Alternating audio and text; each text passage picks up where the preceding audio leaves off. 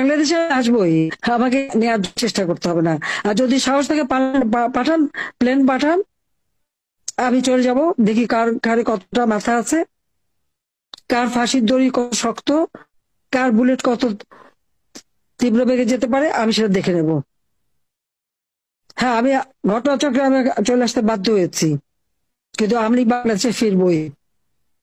এই বাংলাদেশে যারা প্রকৃত অপরাধী তারা সাজা পাবে, দেশের মানুষের ভাগ্য নিয়ে যারা ছিনিমিনি খেলছে তাদের শাস্তি দেব, এবং বাংলাদেশকে আবার আমরা উন্নত সমৃদ্ধ সোনার বাংলাদেশ হিসেবে তুলে বাংলাদেশের স্বাধীনতাকে আমরা সমুন্নত রাখবো।